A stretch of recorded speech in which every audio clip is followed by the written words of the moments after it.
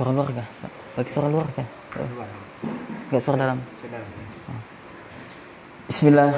Assalamualaikum warahmatullahi wabarakatuh.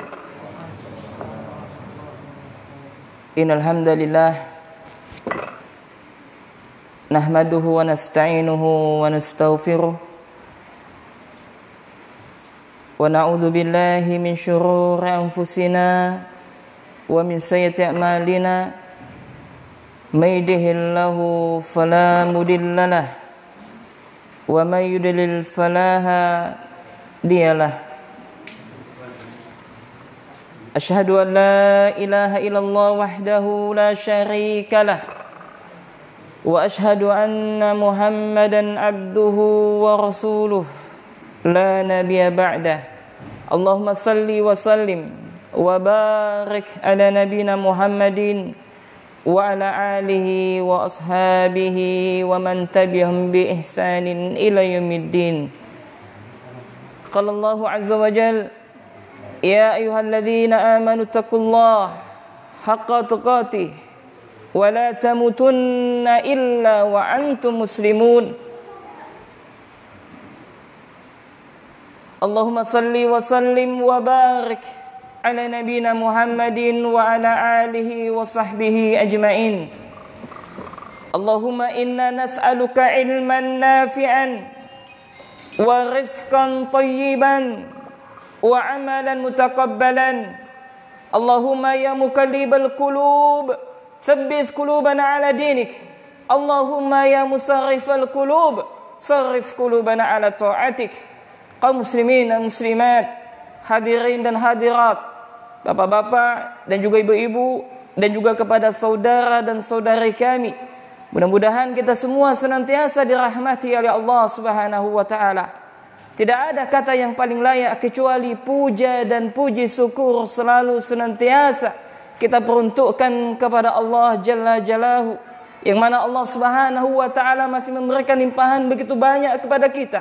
Kalaulah sekiranya kita hendak menghitung nikmat Allah, maka kita tidak akan sanggup untuk menghitungnya, jemaah. Sebagaimana Allah sebutkan, wa in ta'uddu ni'matallahi la tusuha.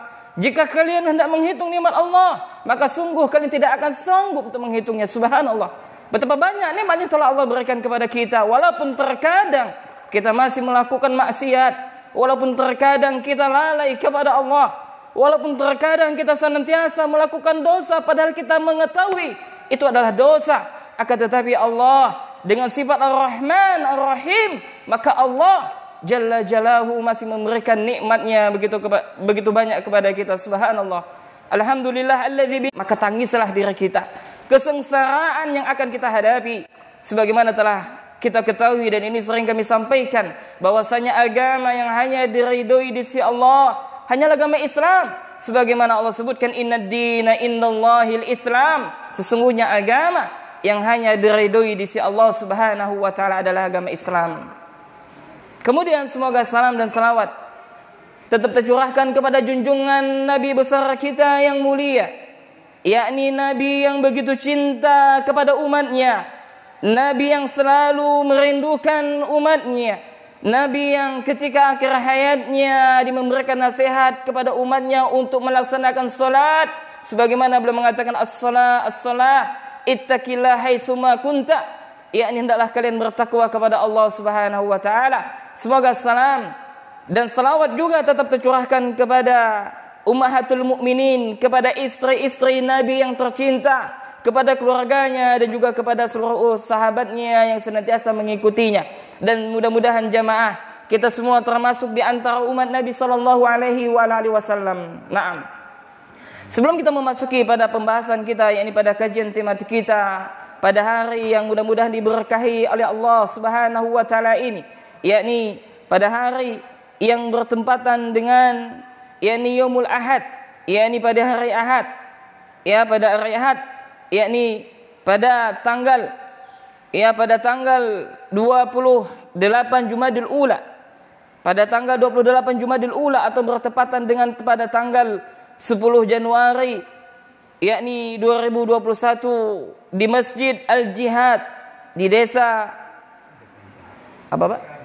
Parit Raja di Kecamatan Sejangkung, Kabupaten Sambas. Ini merupakan nikmat Allah. Maka kami ucapkan kepada segenap panitia, kepada pengurus masjid, sebagaimana yang diajarkan oleh Rasulullah sallallahu alaihi wasallam, la yashkurullah man la yashkurun nas, tidaklah bersyukur kepada Allah orang yang tidak pandai berterima kasih kepada manusia. Maka dengan itu kami ucapkan jazakumullahu khairan, semoga Allah membalas kebaikan dengan kebaikan yang banyak kepada panitia yang telah menghubungi kami, dan juga kepada seluruh DKM Masjid Al-Jihad, dan juga kepada jamaah yang telah meluangkan waktunya untuk hadir di salah satu di antara taman-taman surga, sebagaimana disebutkan oleh Rasulullah sallallahu alaihi wasallam, apabila engkau melewati salah satu di antara taman surga, maka mendekatlah. Maka Nabi mengatakan yang dimaksud dengan taman surga adalah halakul zikr, yakni majelis-majelis zikir, majelis-majelis yang di dalamnya disebutkan qala Allah dan juga qala Rasulullah sallallahu alaihi wasallam.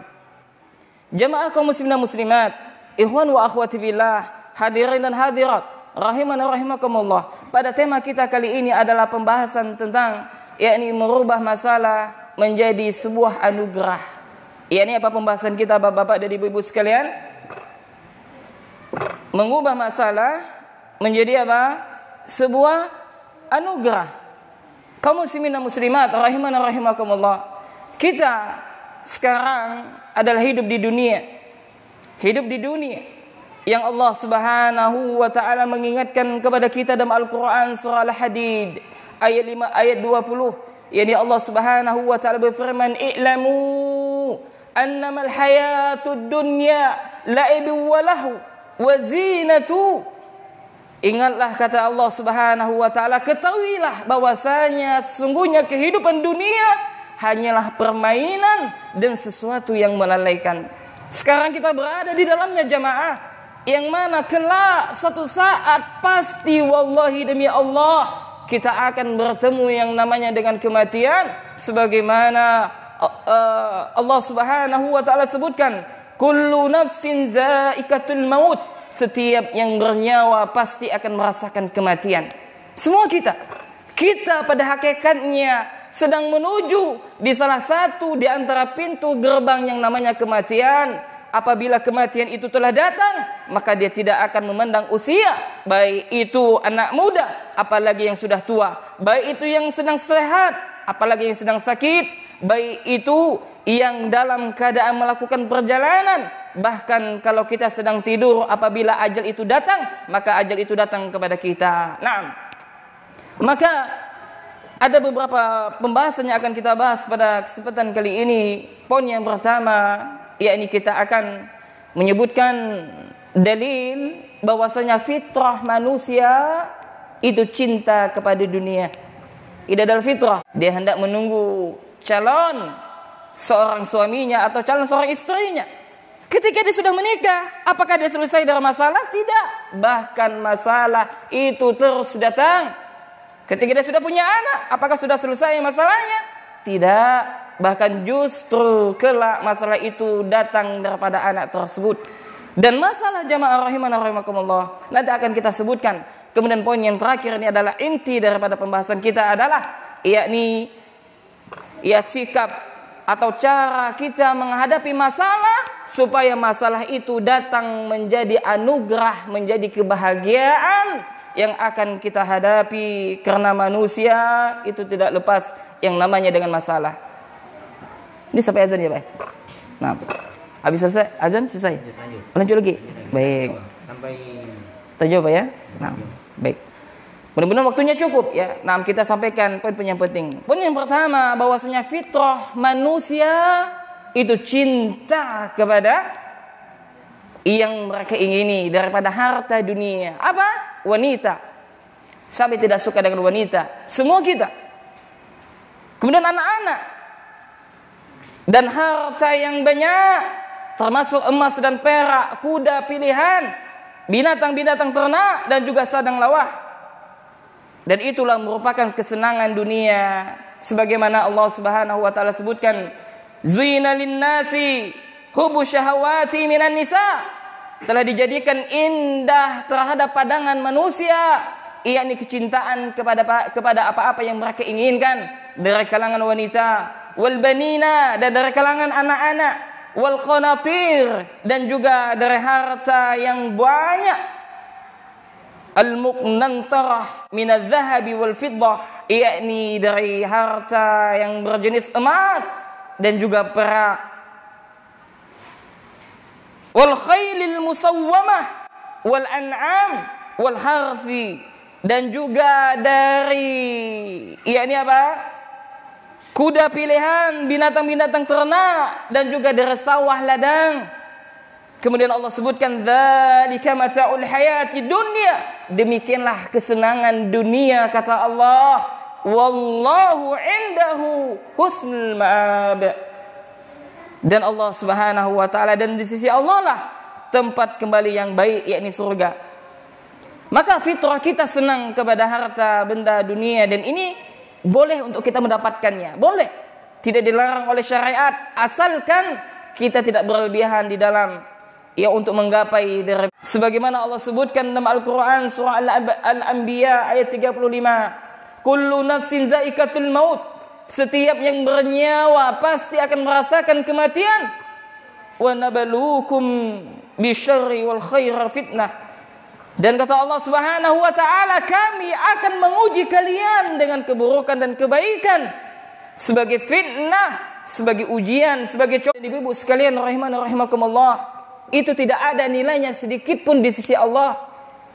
Kalaulah seandainya dunia ini ada nilainya di sisi Allah, maka orang yang tidak beriman kepada Allah, maka orang kafir, maka mereka tidak akan diberikan sedikit pun, dan bahkan seteguk air minum pun tidak Allah berikan kepada mereka. Malah kita melihat banyak orang kaya itu apa? Dari orang-orang yang kufur kepada Allah. Itu bukan menandakan Allah cinta kepada mereka, tidak. Justru dengan Allah berikan kita musibah, justru dengan Allah berikan kita masalah, maka berarti Allah sayang kepada kita. Itu akan kita sebutkan. Pernah suatu ketika Rasulullah sallallahu alaihi wasallam berjalan bersama sahabat, maka Nabi sallallahu alaihi wasallam melihat seekor keledai yang sedang mati. Kemudian keledai itu mati dalam keadaan tubuhnya cacat, dalam keadaan matanya buta, lalu sudah menjadi bangkai. Maka Nabi bertanya kepada sahabat, "Wahai sahabatku," kata Nabi, "bagaimana pendapat kalian kalau seandainya aku berikan bangkai keledai ini kepada kalian?" Faham maksudnya, Bang? Maka sahabat mengatakan, "Tentu saja wahai Rasulullah. Tentu saja tidak ada di antara kami yang ingin bangkai tersebut. Walaupun dia hidup wahai Rasulullah, kami tidak mau karena dia adalah cacat. Apalagi sudah menjadi bangkai." Maka Nabi mengatakan, demikianlah dunia ini yang kita hidup di dalamnya, yang kita berjalan di atasnya, bahwasanya Allah menilai dunia tidaklah berharga daripada keledai ini. Subhanallah. Akan tetapi banyak kita tertipu terhadap dunia. Kemudian kita pasti akan diuji jamaah. Subhanallah. Kita pasti akan diuji oleh Allah. Ini pada masuk poin yang ketiga. Dan kita pasti akan diuji oleh Allah di dunia ini. Panah-panah musibah siap membidik kita. Ketika telah sampai takdirnya, maka Allah pasti menguji kita. Dan jangan menyangka jamaah bahwasanya kita pasti akan masuk surga, sedangkan belum ada ujian dari Allah. Allah Subhanahu wa taala sebutkan dalam Al-Qur'an surah Al-Imran ayat 42, ayat 142. Am hasibtum an tadkhulul jannah, kata Allah. Apakah kalian mengira bahwasanya kalian itu pasti masuk ke dalam surga? Am hasibtum antadkhulul jannah, apakah kalian mengira bahwasanya kalian itu pasti masuk ke dalam surga? Walamma ya'lamillahu alladhina jahadu minkum wa ya'lamus sabirin. Padahal belum nyata siapa di antara kalian yang berjihad di jalan Allah, yakni belum tahu siapa di antara kalian yang bersabar terhadap musibah yang ketika Allah timpakan kepada mereka, dan belum tahu siapa orang yang paling bersabar di antara kalian. Subhanallah. Kita lihat para nabi jamaah. Para nabi, mereka adalah orang yang paling bertakwa kepada Allah, orang yang paling takut kepada Allah. Lihatlah Nabi Adam alaihissalam diuji oleh Allah, dengan Allah pisahkan Nabi Adam dengan ibu kita yakni Hawa dengan jarak yang jauh, kemudian dengan waktu yang lama, sehingga dia senantiasa memohon ampun kepada Allah Subhanahu wa taala. Apa dosanya? Satu kali yakni Nabi Adam memakan buah yang dilarang oleh Allah Subhanahu wa taala. Nabi Nuh alaihi salam menangis selama 300 tahun meminta ampun kepada Allah Subhanahu wa taala. Dia bertobat kepada Allah. Nabi Ibrahim alaihi salam diberikan ujian oleh Allah, yakni berupa Nabi Ibrahim alaihissalam dilemparkan ke dalam api yang besar, yang mana api itu bagaikan bangunan-bangunan gedung yang menjulang tinggi. Maka Nabi Ibrahim alaihissalam dicampakkan ke dalam api tersebut. Subhanallah.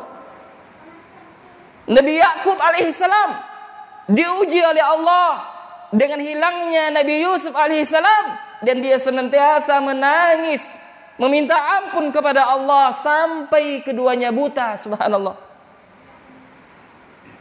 Nabi Musa alaihissalam diuji oleh Allah Ia ini diperintahkan untuk berdakwah kepada Firaun yang mengaku dirinya sebagai Tuhan.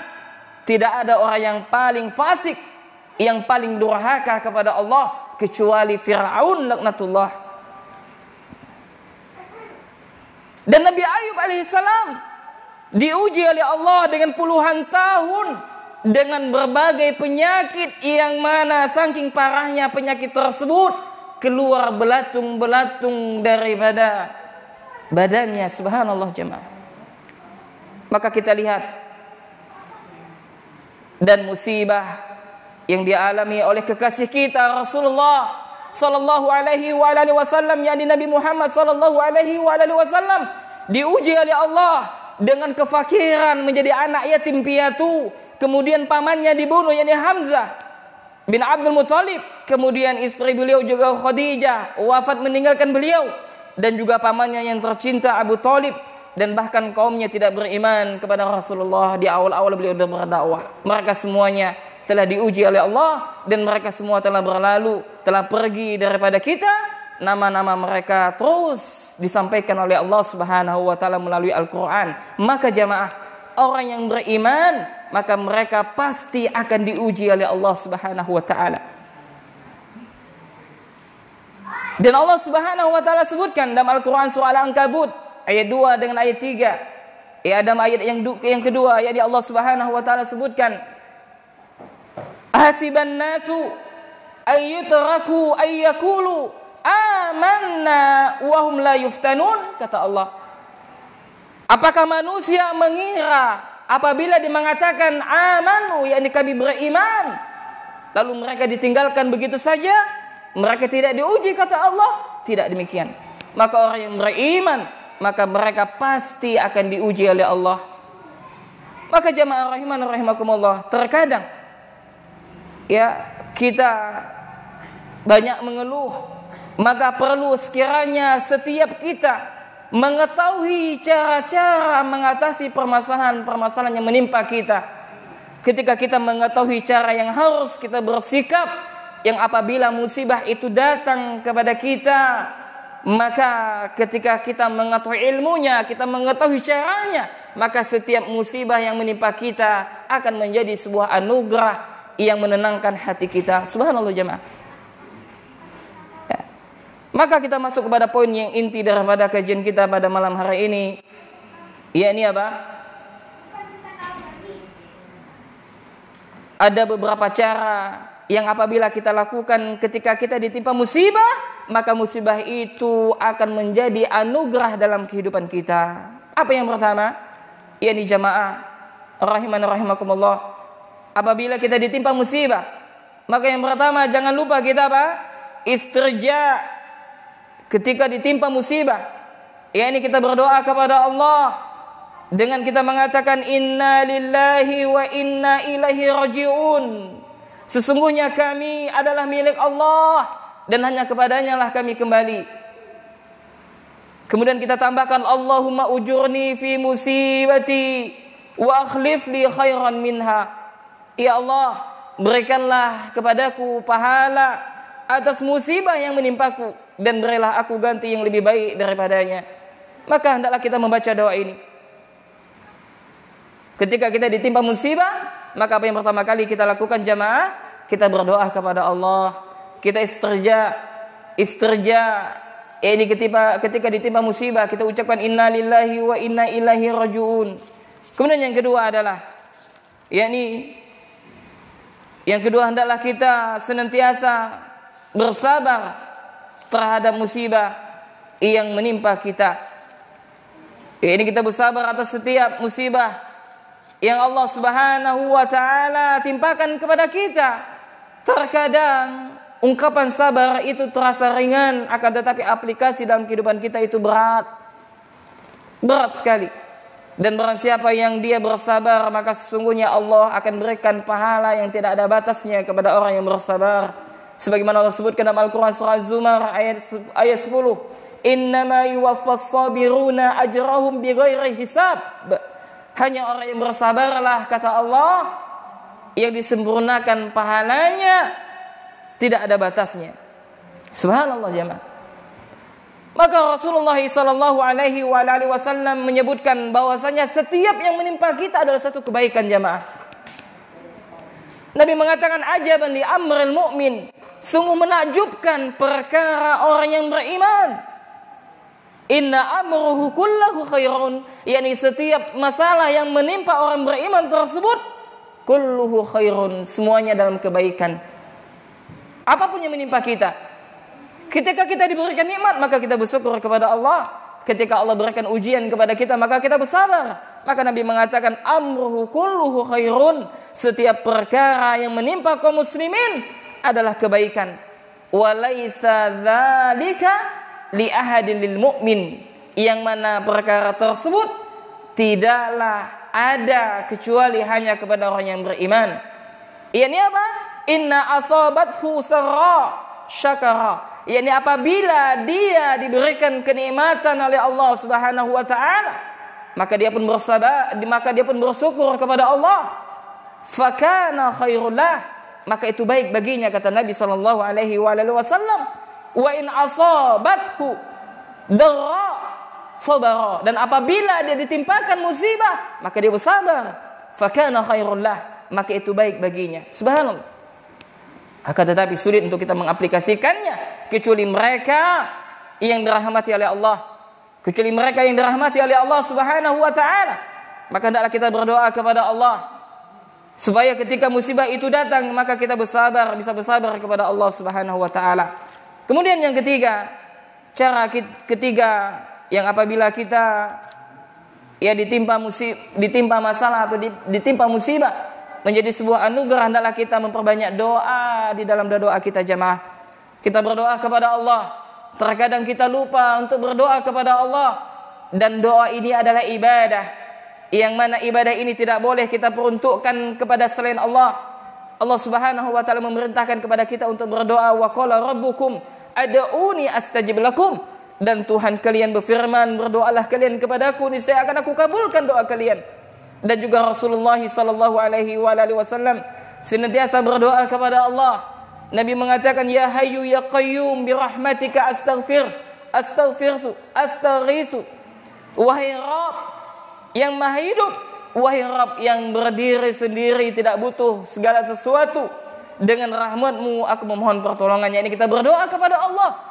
Kita berdoa meminta kepada Allah. Kalau manusia sering kita minta, apa yang mereka lakukan jamaah? Tidak senang. Ya, manusia tidak akan senang kalau kita sering meminta. Beda dengan Allah Jalla Jalaluhu, yakni semakin banyak kita meminta kepada Allah, maka Allah semakin senang. Semakin sering kita berdoa kepada Allah, maka Allah semakin cinta kepada kita. Kemudian cara yang keempat, yang apabila musibah itu datang maka akan bisa menjadi anugerah bagi kita, hendaklah kita bertawakal kepada Allah Subhanahu wa taala. Yani hendaklah kita bertawakal kepada Allah. Kita menggantungkan segala urusan kita hanya kepada Allah Subhanahu wa taala. Ya, karena ujian sejatinya adalah menaikkan derajat kita di hadapan Allah. Sebagaimana seseorang yang dia belajar, semakin tinggi jenjang pendidikannya, maka akan semakin sulit ujiannya.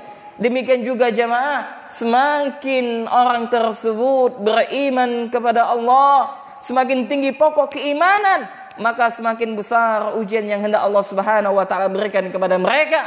Dan sebagaimana tadi telah kita sebutkan, ujian-ujian yang menimpa oleh para al-anbiya dan juga kepada Rasul. Dan bahwasanya Allah itu mencintai orang yang bertawakal kepada Allah. Sebagaimana Allah sebutkan, innallaha yuhibbul mutawakkilin, sesungguhnya Allah mencintai orang yang bertawakal. Dan jamaah rahimana rahimakumullah, barang siapa yang dia bertawakal kepada Allah, maka akan Allah cukupkan rezekinya, Allah cukupkan keperluannya. Sebagaimana Allah sebutkan, wa may tawakkal 'alallah fa huwa hasbuh. Barang siapa yang bertawakal kepada Allah, niscaya Allah akan mencukupkan keperluannya. Subhanallah. Jemaah rahimana rahimakumullah, hadirin dan hadirat, kaum muslimin dan muslimat, bapak-bapak dan ibu-ibu sekalian rahimana rahimakumullah. Maka di antara sikap seorang mukmin ketika mereka ditimpa musibah, ketika mereka ditimpakan masalah, maka hendaklah Mereka menggantungkan segala urusannya hanya kepada siapa? Kepada kekurangan. Walaupun mungkin sekarang kita diuji oleh Allah dengan berupa rasa sakit, walaupun mungkin saat ini Allah sedang menguji kita, tapi jangan lupa hendaklah kita berzikir kepada Allah. Ini apa? Di antara zikir yang paling utama adalah salat. Mengingat Allah di dalam salat kita. Sebagaimana Allah sebutkan, ya ayyuhalladzina amanu ista'inu bisabri wassalah. Wahai orang-orang yang beriman, hendaklah kalian meminta pertolongan kepada Allah dengan sabar dan salat. Ini zikir yang baik adalah salat, karena salat itu merupakan bagian zikir terbesar seorang hamba kepada Allah. Dan Allah Subhanahu wa taala sebutkan dalam Al-Qur'an surah Ar-Ra'd ayat 28, ala bizikrillah tatma'innul qulub. Tatma'innul qulub. Ketahuilah kata Allah, sesungguhnya dengan berzikir membuat hati menjadi tentram, menjadi hati yang bahagia. Maka kebahagiaan itu letaknya ketika kita menegakkan ubudiyah kepada Allah, ketika kita melaksanakan salat, menunaikan kewajiban kita sebagai perlindungan. Kemudian jemaah rahimana rahimakumullah, dan satu doa yang sering dibaca oleh Rasulullah, hendaklah kita ketika ditimpa musibah, maka hendaklah kita memperbanyak berzikir kepada Allah. Kita sebutkan la haula wala quwata illa billah. Tidak ada daya, upaya, kekuatan kecuali atas pertolongan Allah Subhanahu wa taala. Maka jamaah rahimana rahimakumullah, maka hendaklah kita ketika ditimpa musibah, maka hendaklah kita memperbanyak berzikir kepada Allah, supaya musibah yang menimpa kita menjadi sebuah anugerah yang dengannya kita kembali mengingat Allah. Betapa banyak orang yang mungkin dulunya dia tidak yasha, demikianlah karunia Allah yang dengannya Allah Subhanahu wa taala berikan karunia tersebut kepada siapa yang Allah Subhanahu wa taala kehendaki. Kemudian cara yang keberapa? Keenam, yakni kita lihat musibah yang menimpa saat kita ini, yang saat ini, maka itu tidaklah seberapa dengan musibah yang mungkin ditimpakan kepada saudara-saudara kita yang lain. Ada mereka yang Allah timpakan musibah jamaah, dengan tubuhnya setengah bisa bergerak dan setengah tidak bisa. Ada yang mereka ditimpakan musibah oleh Allah dengan kedua matanya tidak bisa melihat. Ada yang mereka ditimpakan musibah oleh Allah dengan diberikan penyakit yang tidak kunjung sembuh. Ada yang mereka diberikan musibah oleh Allah, yakni berupa kakinya hilang satu. Ada di antara mereka yang Allah Subhanahu wa taala timpakan musibah yang setiap hari harus mencuci darahnya. Yang ada di antara mereka yang Allah Subhanahu wa taala berikan musibah yang dia sakit terus. Jemaah rahimana rahimakumullah, musibah yang terbesar yang menimpa seseorang itu bukanlah penyakit yang menggerogoti tubuhnya, bukanlah penyakit yang membuat dia tidak semaksimal mungkin menikmati dunia. Musibah yang terbesar dalam hidup seseorang adalah musibah yang menimpa agama seseorang. Ketika ada orang yang dia tidak bisa sholat jamaah, itu adalah musibah menimpa dirinya, musibah yang menimpa jiwanya. Maka bersyukurlah kita ketika hati kita digerakkan oleh Allah Subhanahu wa taala, ketika hati kita diberikan taufik oleh Allah Subhanahu wa taala, ketika hati kita diberikan rasa khusyuk dalam mengingat Allah, kita bergerak ketika azan dikumandangkan, maka kita bergegas meninggalkan kesibukan dunia kita. Ketika ada pengajian seperti ini, kita bergegas mendatangi majelis-majelis ilmu yang dengannya kita diwajibkan untuk menuntut ilmu, sebagaimana Rasulullah sallallahu alaihi wasallam bersabda, talabul ilmi fariidatun ala kulli muslim. Menuntut ilmu itu wajib bagi setiap muslim. Dan juga maka dengan itu hendaklah kita berbahagia. Ya subhanallah. Maka betapa banyak kelak pada hari kiamat mereka yang menyesal. Kenapa di dunia mereka tidak mau melakukan ketaatan kepada Allah? Kenapa di dunia mereka sering lalai kepada Allah, padahal Allah Jalla Jalaluhu sering mengingatkan, padahal Allah Subhanahu wa taala sering memberikan musibah kepada dia. Semakin sering musibah datang bertubi-tubi kepada dia, kian hari dia juga tidak sadar, maka datanglah kematian. Ketika sudah kematian itu datang sampai ke kerongkongan, maka pintu taubat telah ditutup, maka penyesalan tidak ada gunanya. Dan sebagaimana disebutkan oleh Allah Subhanahu wa taala dalam Al-Qur'an surah Sajdah ayat 12, yakni bagaimana para pelaku maksiat kepada para pelaku yang orang-orang fasik, yang mereka ketika di dunia mereka enggan untuk sujud kepada Allah, maka kelak mereka dimasukkan ke dalam neraka. Lalu mereka mengatakan kepada Allah Subhanahu wa taala, mereka hendak kembali ke dunia walaupun sesaat. Mereka hendak sujud di hadapan Allah, mereka hendak melaksanakan salat. Mereka mengatakan, Rabbihim Rabbana absarna wa sami'na farji'na na'mal salihan inna muqinun. Yani mereka mengatakan, wahai Rabb kami, wahai Tuhan kami, sesungguhnya kami telah melihat dan kami telah mendengar, maka kembalikanlah kami ke dunia. Kami akan mengerjakan amal soleh. Sesungguhnya kami adalah orang-orang yang yakin. Subhanallah. Ketika telah datang kematian, ketika mereka dicampakkan oleh Allah ke dalam neraka, maka mereka barulah menyesal. Maka mereka berdoa kepada Allah, kalaulah sekiranya Allah Jalla Jalaluhu mengembalikan mereka di dunia, maka tentu saja apa yang mereka inginkan itu tidak akan pernah menimpa mereka. Maka ya niscaya ya tidak mungkin bagi orang yang telah wafat dia kembali di dunia dan dia beriman kepada Allah dan melakukan amal soleh. Dan juga dalam Al-Quran surah Al-Mulk ayat 10, yakni Allah Subhanahu wa taala menyebutkan yakni bagaimana tentang penyesalan ahlu maksiat, bagaimana penyesalan orang-orang yang fasik kepada Allah. Yakni ya Allah Subhanahu wa taala menyebutkan, wa qalu law kunna nasma'u aw naqilu ma kunna fi ashabis sa'ir. Mereka mengatakan, andai kata kami dahulu mau mendengarkan atau memikirkan peringatan itu, niscaya kami tidaklah termasuk orang-orang sebagai penghuni neraka yang menyala-nyala, waliyazubillah. Ya subhanallah, jamaah rahimani rahimakumullah. Maka hendaklah kita bersyukur kepada Allah Subhanahu wa taala atas nikmat Islam, nikmat hidayah, taufik sehingga kita bisa melakukan ketaatan kepada Allah. Ya, maka ketika musibah itu datang, maka hendaklah kita melakukan yang diajarkan oleh Allah Subhanahu wa taala dan juga Rasulnya. Naam. Sudah azan, Pak?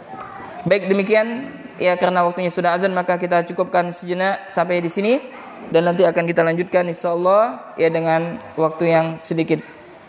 Wa akhirul kalam, assalamualaikum warahmatullahi wabarakatuh.